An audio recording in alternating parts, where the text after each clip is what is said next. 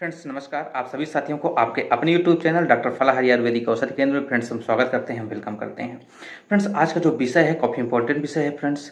जैसा कि बहुत दिनों से लोग कह रहे थे कि सर एक ऐसा वीडियो बनाइए जो हाई कोलेस्ट्रॉल के ऊपर भी हो, यानी आज हम बात करेंगे फ्रेंड्स कोलेस्ट्रॉल के ऊपर कि हाई कोलेस्ट्रॉल ये क्या होता है फ्रेंड्स, कोलेस्ट्रॉल कैसे हमारे शरीर में बढ़ता है, इसका कोलेस्ट्रॉल है क्या, इसका काम क्या है, इसके साथ साथ फ्रेंड्स ये बढ़ता क्यों है और इससे होने वाली जो डिसीजेस हैं तथा उसका बेस्ट ट्रीटमेंट के ऊपर भी हम बात करेंगे, यानी कि इसका पूरा कंप्लीट इसके हम फंक्शन के ऊपर फ्रेंड्स बात करेंगे। तो आइए हम लोग शुरू करते हैं। अगर आप चैनल में नए हैं फ्रेंड्स तो चैनल को सब्सक्राइब करना बिल्कुल नहीं भूलिएगा, बेल आइकन को ऑन कर लीजिएगा। अगर वीडियो अच्छा लगता है तो लोगों तक जरूर पहुंचाइएगा, जिससे कि लोगों को जो अच्छी इन्फॉर्मेशन है वो समय से मिलती रहे फ्रेंड्स। तो आइए हम लोग बात करते हैं कोलेस्ट्रॉल। कोलेस्ट्रॉल फ्रेंड्स आप जैसा कि जानते हैं कि एक क्या होता है, फैट है, यानी कि हमारे शरीर में जैसा कि आप सब जानते हैं कार्बोहाइड्रेट, प्रोटीन, लिपिड्स यानी फैट और इसके साथ साथ विटामिन मिनरल्स और कुछ अलग माइक्रो न्यूट्रिएंट्स की आवश्यकता होती है। तो सभी चीज़ें हमारे शरीर के लिए इम्पोर्टेंट होता है। उसी प्रकार से कोलेस्ट्रॉल भी, जो कि हमारा लीवर क्या करता है, इसका प्रोडक्शन करता है फ्रेंड्स, यानी उत्पादन करता है। और ये इसका जो काम है एक प्रकार का फैट है जो कि वसा के साथ ही घुलता है, यानी कि अनसैचुरेटेड फैट ही इसको घोल सकता है। और ये पानी यानी कि वाटर में ये अघुलनशील होता है, जल के साथ ये नहीं घुलता फ्रेंड्स।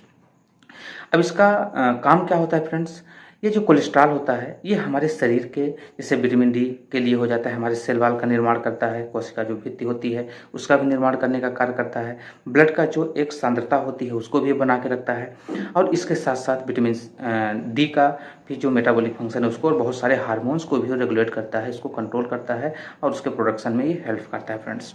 इसके साथ साथ जो कोलेस्ट्रॉल का मेन काम है फ्रेंड्स कि ये हमारे जो ब्लड का सांद्रता है, यानी कि कंसंट्रेशन है, उसको एक लेवल तक ये बना के रखता है। लेकिन जब इसकी सांद्रता बढ़ जाती है तो ये हमारे शरीर में कई प्रकार के रोग उत्पन्न कर देता है फ्रेंड्स।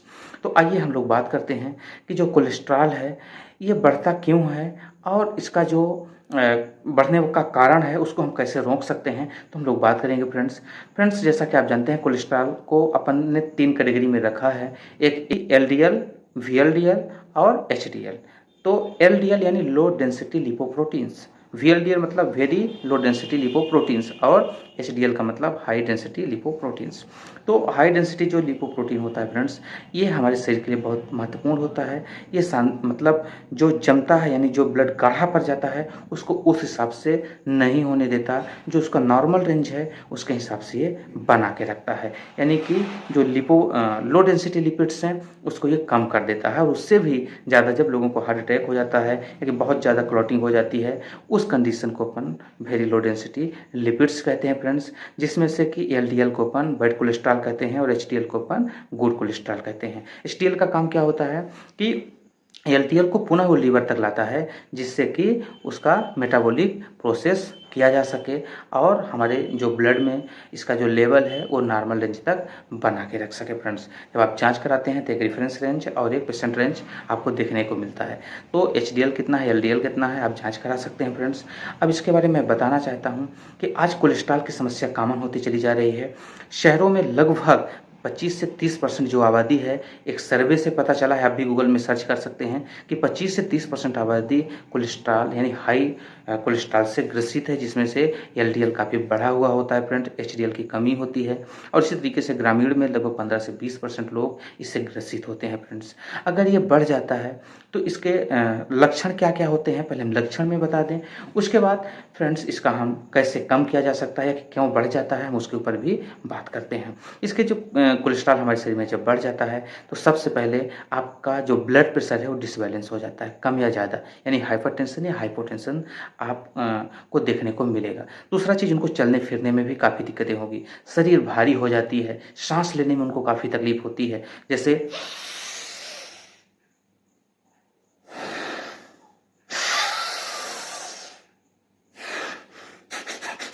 ऐसा वो नहीं कर पाते, उनको काफ़ी दिक्कत होती है, उनको बहुत जल्दी दिक्कतें हो जाती है, मतलब उनको फिर मुख से सांस लेना पड़ता है फ्रेंड्स, यानी वो प्रॉपर थोड़ा सा भी सीढ़ियाँ चढ़ देंगे या पैदल चल देंगे उनको बहुत दिक्कतें होना शुरू हो जाती है फ्रेंड्स।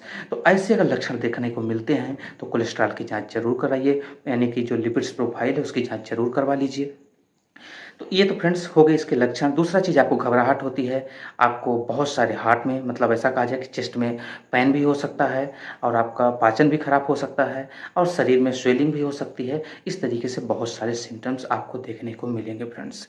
अब हम बात करते हैं ये कारण, मतलब ये क्यों बढ़ जाता है, एलडीएल क्यों बढ़ जाता है, कोलेस्ट्रॉल क्यों बढ़ जाता है हमारे शरीर में बहुत ज़्यादा।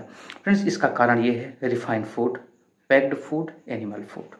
मतलब रिफाइंड, जितने पैक्ड फूड आते हैं, जितने रिफाइंड प्रोडक्ट आते हैं, और जितने एनिमल फूड आते हैं, यहाँ तक इवन कि मिल्क भी इसी के तहत आता है। मिल्क या मिल्क से बने जो प्रोडक्ट हैं वो कोलेस्ट्रॉल को बढ़ाने के बहुत बड़े जिम्मेदार होते हैं। फ्रेंड्स, वैसे भी आप देख सकते हैं, एक वीडियो हमने पूरे में बना चुके हैं।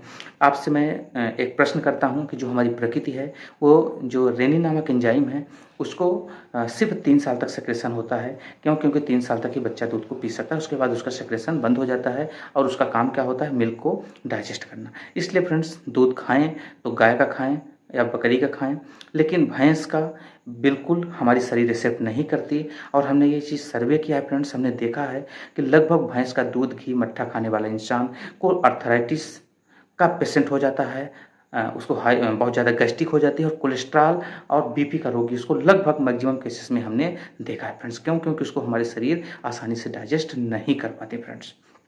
तो इस चीज़ को अपने को सावधानी बरतना है।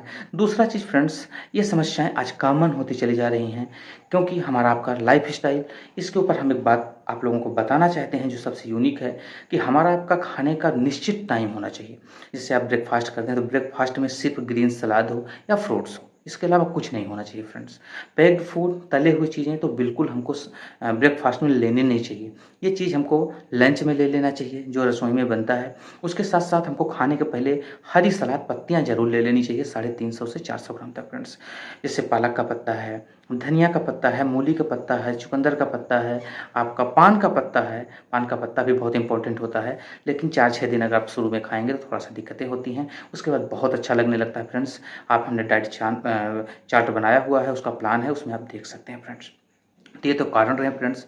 अब इससे होने वाली बीमारियां फ्रेंड्स, हार्ट अटैक हो जाता है लोगों को, बीपी कम ज़्यादा, शरीर का भारीपन, और इस तरीके से कई समस्याएं हो जाती है, जिसमें से कि सबसे ज़्यादा प्रभावित हमारा हृदय होता है, हमारा हार्ट होता है फ्रेंड्स।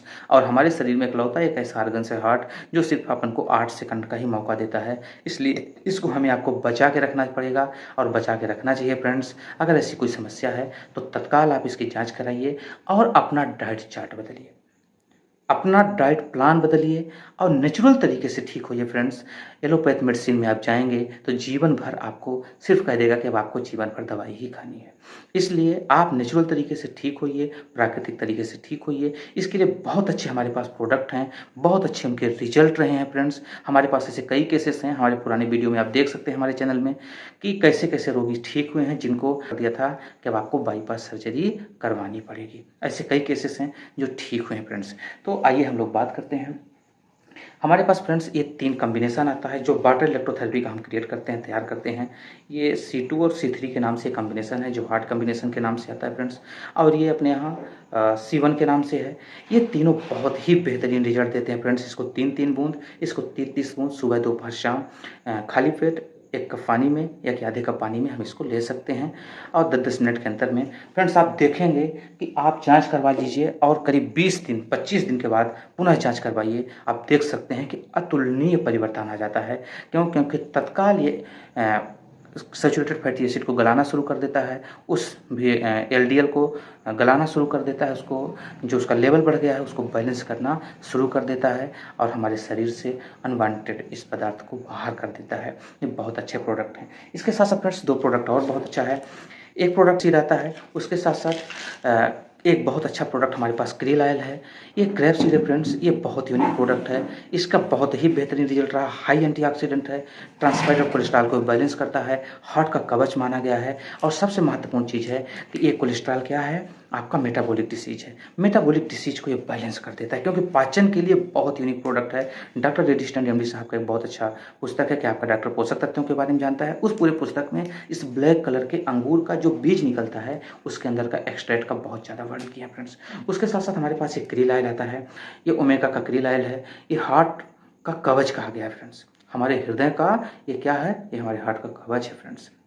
बहुत यूनिक प्रोडक्ट है। इसमें अनसैचुरेटेड फैटी एसिड पाई जाती है। VLDL और LDL क्या है? वो सैचुरेटेड फैटी एसिड है और ये क्या है? ये अनसैचुरेटेड फैटी एसिड है। Unsaturated fatty acid saturated fatty acid को क्या करता है? डिसॉल्व करता है और हमारे शरीर से ट्रांसफर और कोलेस्ट्रॉल को बैलेंस कर देता है। बहुत अच्छे इसके रिजल्ट हैं फ्रेंड्स। तो निश्चित तौर पे अगर किसी को ऐसी समस्या होगी तो आप सब इस वीडियो के माध्यम से लाभ लेंगे, इसका कारण जानेंगे। दूसरा चीज़, आप अपना खान-पान मेंटेन करेंगे, ऐसी चीज़ों को शामिल नहीं करेंगे। सिर्फ हमने पुनः एक बार रिपीट कर देता हूँ, सुबह सिर्फ आपको ग्रीन सलाद और फ्रूट्स लेने हैं 12 बजे तक। उसके बाद आपको पत्ते की युक्त सलाद खाना है, उसके बाद जो आपका रसोई में बना है उसको खाना है और शाम को भी यही करना है, लेकिन शाम को 7 बजे के पहले-पहले खाना खा लेना है, अगर किसी को ऐसी समस्याएँ हैं फ्रेंड। यानी सुबह 7 से 7 तक दवाई और खाना लेना है और शाम को 7 बजे से सुबह 7 बजे तक सिर्फ आपको पानी पीना है और उसके अलावा कुछ भी नहीं लेना है फ्रेंड्स। रात को कुछ भी नहीं लेना है, सिर्फ पानी पीना है। अगर आप ऐसा करते हैं और इन प्रोडक्ट को लेते हैं तो आप देख सकते हैं कि लगभग 20 से 25 दिन के अंदर वो आपको रिजल्ट मिलेगा जिसकी आप कल्पना भी नहीं कर सकते फ्रेंड्स। ऐसा हमारे पास कई रिजल्ट आ चुके हैं। तो फ्रेंड्स अनुमति दीजिए, मिलेंगे नई वीडियो के साथ, तब तक के लिए